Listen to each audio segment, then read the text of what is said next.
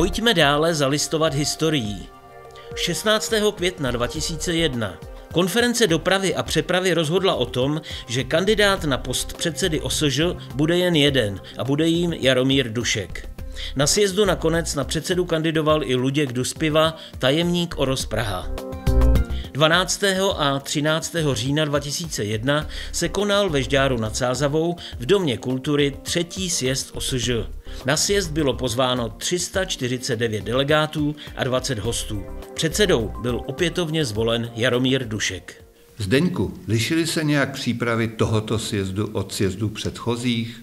Ta příprava se svým způsobem neodlišovala od těch, které už jsme měli za sebou. A problém jediný tam byl, že v tom Mostě jsme měli ubytování v hotel Murom, že to bylo pospolu, ale ve Žďáru jsme to měli ubytování asi na 6 místech a to už tam jako bylo dost problematický.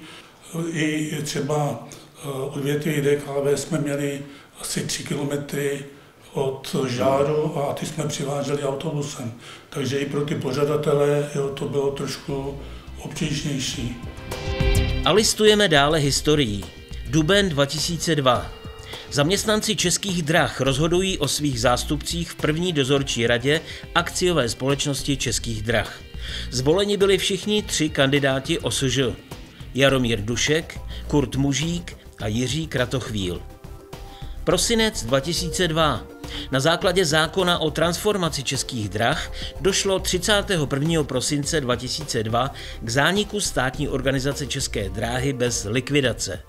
K 1. lednu 2003 následně vznikly 2 nástupnické organizace, a to České dráhy akciová společnost a státní organizace Správa železniční dopravní cesty. 13. září 2003 Praha. Pochod proti vládní reformě veřejných financí. Prahou znělo hlasité ne. Představenstvo ústředí OSŽ vyzvalo své členy k účasti na protestním pochodu. Podle kvalifikovaného odhadu organizátorů byla účast přes 21 000 osob. 27. října 2005 poprvé zasedal podnikový výbor OSŽ při Českých drahách. Do jeho čela byl zvolen vedoucí tajemník OSŽ Vladislav Vokoun. V témže měsíci 14. a 15. října 2005 proběhl v Nymburce 4. sjezd OSŽ, na němž byl předsedou opět zvolen Jaromír Dušek. Zdeňku, jak vzpomínáš na první sjezd v Nymburce v roce 2005? No tak sjezd v Nymburce byl pro nás v celku jeden z mimořádně úspěšných, jak po stránce teda pořadatelské, ale i po stránce jednání, které se na tomto sjezdu uskutečnilo a bylo víceméně i hodnoceno velice dobře. V březnu roku 2006 se ústředí OSŽ stěhuje z Domu odborových svazů na Žižkově na nádraží Praha-Holešovice. Jako poslední opouštějí ve dnech 30. a 31. března budovu DOS zaměstnanci hospodářsko-finančního oddělení. Po těch 16 letech se mi odcházelo, dá se říct, možná určitým smutkem, protože já jsem tady už byl ve Velným ÚVOZ PŽLVD, když jsem nastoupil 1.1.83 a člověk si tady na to místo zvykl, trochu tady ty kořeny mi jako zůstaly. I taky, když jezdím třeba v věku 79 roku tady do italské doktorce, tak se vždycky koukám z autobusu a něco mě tomu tady přitahuje. Budova nádraží Holešovice byla uvedena do provozu v roce 1985. Železniční stanice Praha-Holešovice byla původně určena pro mezinárodní rychlíky. Nádraží má společný vestibul se stanicí metra trasy C. V srpnu roku 2002 při rozsáhlých povodních byla zasažena i budova nádraží v suterénu a v přízemí. Kolem roku 2010 se na nádraží Praha-Holešovice přestěhovalo sídlo SDC Praha. V té době byly v objektu nádraží provozovány ještě ordinace praktického lékaře, zubaře a rentgen, sídlily zde i některé odborové organizace. V současné době slouží budova pro potřeby oblastního ředitelství Praha. Tady jsme na 3. patře.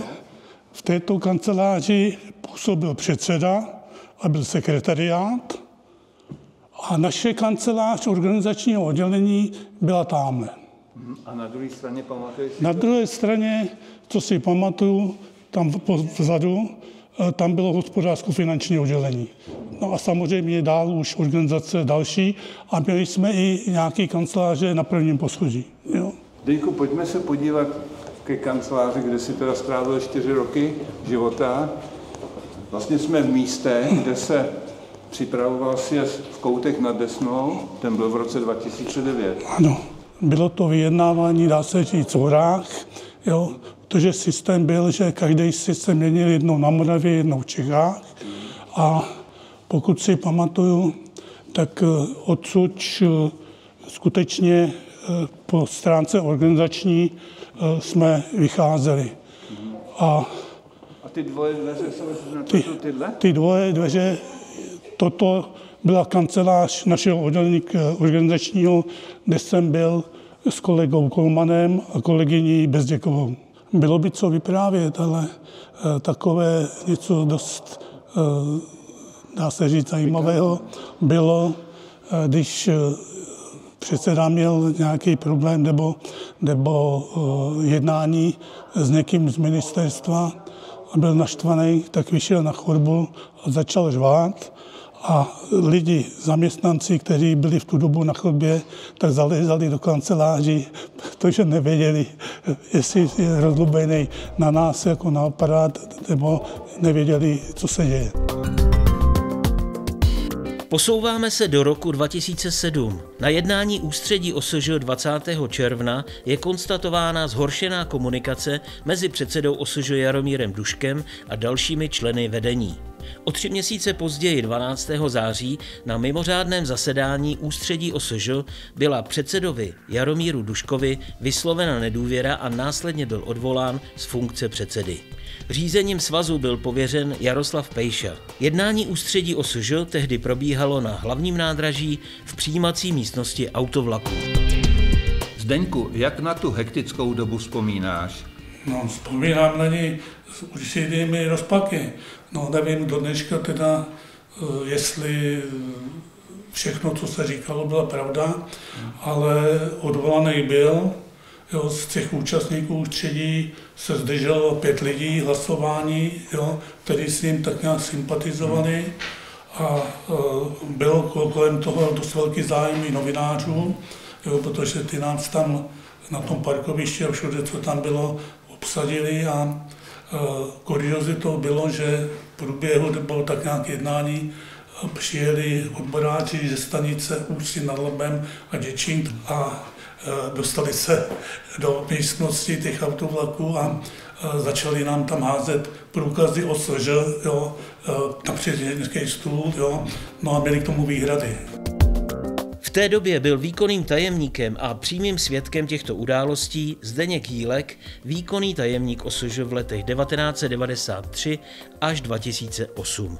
Nejdřív jsem v podstatě byl členem ústředí, pak jsem se přičinění Mirka Janáčka a kolegů Vaňka a dalších stal vedoucím organizačního oddělení a po Trnavském sjezdu v roce 1993 jsem se stal výkonným tajemníkem ústředí OSŽ, takže až do toho odchodu v roce 2008 jsem vlastně u všech těch rozhodujících věcí byl a nikoliv jenom jako pasivní uživatel, ale jako aktivní účastník. A ve funkci výkonného tajemníka si nakonec byl 15 let. Bylo to od roku 1993 do roku 2008, kdy jsem požádal o uvolnění nejen z funkce člena ústředí, ale i výkonného tajemníka a odešel jsem do managementu Správy železnic, nebo tenkrát SŽDC. Kdysi si v obzoru uvedl, že rád vzpomínáš na přivítání Pavla Kolmana. V čem bylo to přivítání tak zvláštní? No, protože jsem vlastně přišel do prostředí, který jsem neznal, že jsem se nikdy jako funkcionáře jsem nebyl a to prostředí jsem neznal a s Pavlem jsme měli hned první konflikt, protože měl někde vyjet na služební cestu a protože mu předtím někdo řekl, že tím, že dělal v orgánech ROH, tak nemá důvěru, tak první konflikt byl, že mi oznámil, že nikam nepojede a řešili jsme to až u ústředního tajemníka Mirka Janáčka, který řekl, že dokud je zaměstnancem, tak bude poslouchat. Ale našli jsme k sobě, Pavel byl velký profesionál, našli jsme k sobě velmi, řekl bych, úzký vztah. Svého času si se jako předseda redakční rady Obzoru podílel i na mediální politice OSŽ. Je to tak? Je a já jsem do dneška přesvědčený, že Obzor jako týdeník a pak jako 14 týdeník sehrál rozhodující úlohu v informování lidí od Aše až po Košice za Federálu, za Česka, potom když byl zase od Aše až někam do Mostu u Jablunkova a ty informace dostat mezi lidi byl problém. Ta doba toho týdeníku a těch uzávěrek a toho dostat tam ty věci včas a aktuálně dneska může připadat jako strašně pionýrská nebo úplně nelogická, protože dneska tištěné noviny v podstatě odumírají svým způsobem. Postihlo to všechny odborové noviny, nakonec to svým způsobem snížení té periodicity postihlo i Obzor a vidíme to i u celostátních novin. Konec konců lidové noviny měly nějakou historii, nějaký jména zvučný a stejně jako tištěný skončili. Takže řekl bych, vždycky jsem si vážil a vážím všech dopisovatelů Obzoru, protože ty k tomu přinášeli ty podněty ze spoda a redakce, která předvedla víc než profesionální, řekl bych, srdcařský výkon, který se nedal zaplatit a nedá. Druhou linii, kterou já bych osobně teda vyzvedl z hlediska těch informací tehdejších, to byly ty informace, co se dělo v ústředí, které byly na stránku, na dvě. No ale představa, že to dneska všem těm mladým to může připadat strašně úsměvný, že se to přepsalo na stroji, nebo pak později na počítači a faxem to šlo na 30 základních organizací, které to rozmnožili a posílali to dál, protože když se to povedlo, tak ty lidi to měli v pondělí ráno na stole, v pátek to odešlo tady z Prahy. Takže v tomhle, řekl bych, Obzor i ta činnost těch lidí, kteří měli tu snahu dostat tu informaci těm lidem, hrálo významnou, řekl bych, možná rozhodující úlohu v tom, že jedna byla věc vyjednat, ale druhá věc o tom informovat a přesvědčit ty lidi, že to takhle bylo správně. Byl jsi i jedním z těch, které v roce 2000 zaujala jízda zvláštního vlaku z Prahy do blízkosti ruzyňského letiště, pořádaná redakcí Obzor. Odbory obecně jsou braný jako škůdci, který vždycky někdo někomu, buď se něco jim nelíbí, nebo se snaží něco negovat. A já si myslím, že ve spoustě případů se nám povedlo naopak být tím konstruktivním. Ale to, že prostě jsme dokázali ministru Šlingovi a pár novinářům, kteří nám byli ochotní naslouchat, teda my, hlavně redakce Obzoru a dopisovatele a Šotoušové a přátelé železnice, dovést ministra vlakem až k letišti a v podstatě chybělo 500 metrů k odbavovací hale. No a ostuda téhle země je, že po 35 nebo po 30 letech to spojení tam není a tenkrát tam bylo a za 25 minut z hlavního nádraží až do Ruzyně to si myslím, že nebyl špatný výsledek. Která osobnost OSŽ, ať už žijící či zemřelá, ti nejvíce utkvěla v paměti? Upřímně řečeno, bylo by to asi nefér říct jedno jméno, protože těch jmen už si ne všechny pamatuju, ale bylo by jich hodně. Pavlo tady jméno Pavla Kolmana z hlediska aparátu, protože toho, když budeme hledat společně fotku, najdeme jednu jedinou, ale jinak vidět nebyl a bez něj zrovna tak jako bez redaktorů Obzoru a nebo lidí z Odládí Louky, Honzy Stejskala, který vyráběli spoustu stanovisek, by to OSŽ nemělo ten vliv, který mělo.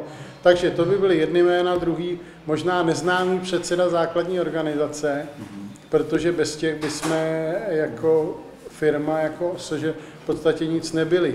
A myslím si, že těm patří dík. Teď nechci podceňovat nikoho z těch dalších pánů předsedů, nemůžu si stěžovat na žádného z nich, ačkoliv s některými jsem se rozešel ve zlým, ne úplně v dobrým, ale bylo by to asi nefér jmenovat jedno jediné jméno. Nyní se přesuneme do roku 2008. 18. března za přítomnosti zástupců podnikového výboru OSŽ při Českých drahách akciové společnosti, tedy orgánu, který dosud plnil roli odborového partnera i pro ČD Cargo, vznikl podnikový výbor OSŽ ČD Cargo akciová společnost. Prvním předsedou byl zvolen Radek Nekola. 3. června 2008 pak vznikl i podnikový výbor OSŽ Správy železniční dopravní cesty. Prvním předsedou byl zvolen Adolf Hradílek.